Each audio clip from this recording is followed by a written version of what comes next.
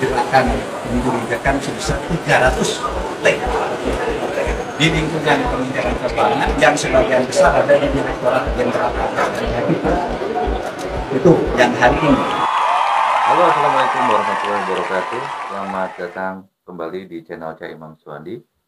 Kali ini saya akan mencoba mengomentari dan menganalisis tentang KPK ya, tentang yang berhubungan dengan transaksi 300 triliun yang diungkapkan oleh Menko Polhukam Mahfud MD.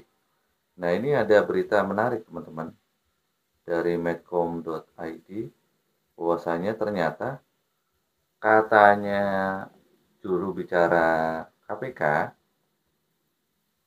itu sampai saat ini belum mengendus atau belum mendapatkan laporan. Kurang tahu ya seperti apa. Tapi intinya adalah KPK belum mengendus uang 300 triliun, bayangin. Itu bukan receh-receh ya. 300 triliun. Dan itu belum terendus oleh KPK. Nah, kemana aja KPK selama ini?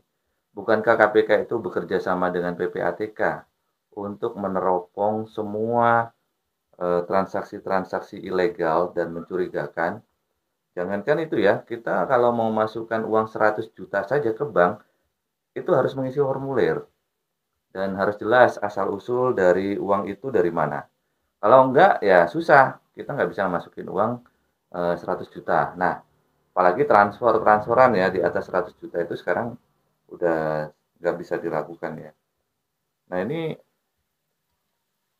bagaimana dengan transaksi yang 300 triliun itu di Kemenkeu? Nah, selama ini kenapa KPK itu dibentuk adalah bagaimana dia bisa memberantas eh, praktek-praktek korupsi yang ada di Indonesia. Tapi ketika melihat prakteknya seperti ini, KPK hanya ngurusin receh-recehan, saya kira saya harus setuju dengan apa yang dikatakan oleh Fahri Hamzah, bahwa KPK ini bisa saja harus dibubarkan karena tidak sesuai dengan saat dia dibentuk, yaitu untuk memberantas korupsi ya. Iya memang upaya-upaya pemberantasan korupsi ini bukan hal yang mudah, makanya itu dibentuklah lembaga ad hoc seperti KPK, karena waktu itu dalam reformasi kita menganggap bahwa polisi dan kejaksaan dan penegak hukum yang lainnya itu sudah tidak mampu lagi karena sudah tercemari ya oleh budaya-budaya korupsi yang menjamur di lembaga-lembaga mereka, dan itu sangat sulit untuk bisa merecovery atau membersihkannya, sehingga dibentuklah waktu itu amanat reformasi, dibentuklah KPK sebagai badan atau sebagai institusi yang akan menjadi pendobrak yang bisa membuat sistem korupsi ini bisa diberantas. Tapi pada kenyataannya KPK hanya melakukan tindakan-tindakan recehan, apalagi akhir-akhir ini itu hanya miliaran, puluhan miliar, bahkan sekarang hanya menindak yang kalau terakhir itu beritanya adalah desa-desa gitu ya, korupsi dana desa. Itu kan kecil-kecil ya, recehan ya, ya walaupun recehan memang korupsi sih, cuman itu nggak patut lah atau nggak layak diurusin KPK. Sementara KPK itu domisilinya hanya di Jakarta, dia tidak ada di daerah-daerah atau di wilayah-wilayah terpencil. Yang ada adalah polisi dan kejaksaan yang ada di wilayah-wilayah daerah. Harusnya ada pembagian kekuasaan antara KPK dengan polisi dan kejaksaan. Mau tidak mau, kita memang harus dan wajib ya memberikan apresiasi atau kesempatan lah sekali lagi kepada kepolisian dan juga kejaksaan untuk mengusut kasus-kasus yang ada di daerah. Karena kepanjangan tangan KPK di daerah itu nggak ada dan hanya terpusat di ibu kota, dan mestinya KPK itu berfokus pada yang ini tadi 300 triliun yang besar-besar, yang itu transaksinya adalah lembaga-lembaga yang apa namanya, yang institusi-institusi yang besar seperti Kementerian Keuangan, bisa jadi nanti kepolisian, bisa jadi juga TNI. Artinya adalah lembaga-lembaga yang punya potensi menyelewengkan harta apa namanya, uang dari rakyat.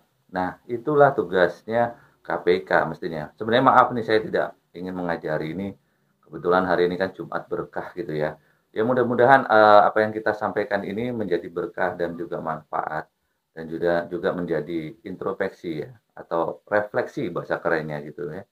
Sehingga KPK ini harus membuat sistem pencegahan korupsi atau anti korupsi. Atau kalau perlu dia tentunya sudah ada kerjasama dengan PPATK. Dan ini perlu diperkuat lagi dengan membentuk misalkan sistem transaksi keuangan anti korupsi yang itu bisa bekerja sama dengan Kominfo, atau kalau perlu dibuat kementerian baru atau badan baru yang mengurusi tentang transaksi elektronik, atau kalau perlu yang kita itu yang butuhkan adalah eh, apa namanya, Kementerian Digital dan Pelayanan Publik. Masalah utama di Indonesia adalah tentang pelayanan publik dan digitalisasi. Itu sangat-sangat sulit.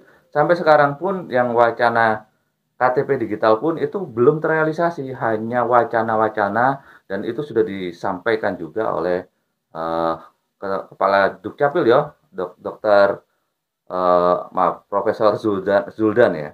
Jadi mohon izin Pak, itu jangan hanya menjadi wacana. Kalau di Surabaya sepertinya sudah, tapi kalau di Jakarta atau di Tangerang ini belum Pak. Saya sudah ngecek sampai ke Dukcapil di Kabupaten Tangerang pun juga belum ada. Dan katanya waktu saya tanya teman saya yang juga kebetulan orang Dukcapil, orang dalam ini Pak ya, itu katanya hanya baru untuk PNS atau ASN. Nah, ini kan artinya apa yang disampaikan atau digembar-gemborkan atau yang dipromosikan oleh Pak Zuldan Zulfa, Pak Profesor Zuldan itu kepala Dukcapil itu hanya wacana. Masih wacana, Pak. Jadi, nah, kenapa kok saya ngomong tentang digitalisasi ini? Ini sangat penting, teman-teman. Karena kalau kita mau disebut sebagai negara maju, ya kita semuanya harus transparan. Jadi mulai transaksi keuangan, kepemilikan, dan sebagainya itu harus ditangani oleh departemen khusus atau lembaga khusus, yaitu digitalisasi dan juga pelayanan publik. Kalau tidak, maka percuma ada KPK, percuma ada PPATK, percuma ada polisi, dan percuma ada kejaksaan. Karena semuanya tidak bisa dipantau. Dan percuma juga kita bayar pajak. Kenapa? Karena logikanya adalah harusnya pajak itu sudah dibayar ketika kita membeli barang. Misalkan kita beli mobil, sudah kena pajak mobil. Belum lagi STNK, sudah kena pajak STNK setiap tahun. Ya, ganti kaleng atau nopol. Itu semuanya kena. Tapi kenapa kok pajak penghasilan ini harus dilaporkan? Apa iya pemerintah ini tidak punya data? Padahal kita punya BPJS. Ada dua lagi, BPJS Kesehatan dan BPJS Ketenagakerjaan. Dan dua-duanya ini ternyata waktu saya telusuri, ini tidak ada koneksi teman-teman. Jadi tidak ada hubungan data maupun struktural antara BPJS Kesehatan dan BPJS Kesehatan. Jadi terpisah ini datanya. Jadi dari situ kita bisa melihat bahwasanya pemerintah ini hampir-hampir tidak punya data. Sebenarnya kalau dibilang tidak punya data itu nggak mungkin ya. Tapi prakteknya, kalau misalkan kita melakukan kriminal atau ada kriminal terjadi, polisi itu dengan cepat sekali mencari data kita dan bisa menemukan. Tapi giliran kita punya harta, kenapa harus melaporkan LHKPN? Laporan apa namanya? Bukti lapor pajak. Ini kan aneh. Jadi logikanya, mana ada orang melaporkan, Pak, harta saya banyak, kok saya belum dipajakin. Itu kan aneh. Kalau di luar negeri, saya kira tidak ada seperti itu. Jadi, semua harta kita sudah jelas dari awal. Yang kita beli, yang kita miliki, bahkan yang kita punya. Dari warisan pun juga ada. Jadi, artinya, terus kerjanya Menkeu atau perpajakan ini apa? Kalau kita harus lapor pajak, kenapa dia nggak punya data? Inilah yang menjadi akar dari masalah yang ada di Indonesia ini. Sehingga kalau Anda besok dipecat dari perusahaan dan tidak punya pekerjaan, maka jangan harap Anda bisa mendapatkan data Anda tercatat dan Anda bisa mendapatkan bantuan karena Anda tidak punya pekerjaan. Karena apa? Data Anda tidak update dan tidak valid. Itu teman-teman, mudah-mudahan informasi ini atau analisis dari saya yang tidak tahu apa-apa ini bermanfaat, dan mudah-mudahan kita bisa melihat Indonesia semakin maju dan benar-benar maju, bukan hanya slogan negara ini maju tapi sistemnya masih acak-acakan. Saya kira malu kalau kita mengatakan negara ini maju kalau sebenarnya adalah acak-acakan. Mudah-mudahan ini menjadi pemicu semangat dan lebih membuat kita bijak dan adil. Tidak hanya pintar. Oke? Wassalamualaikum warahmatullahi wabarakatuh. Jangan lupa subscribe, like, komen, dan share.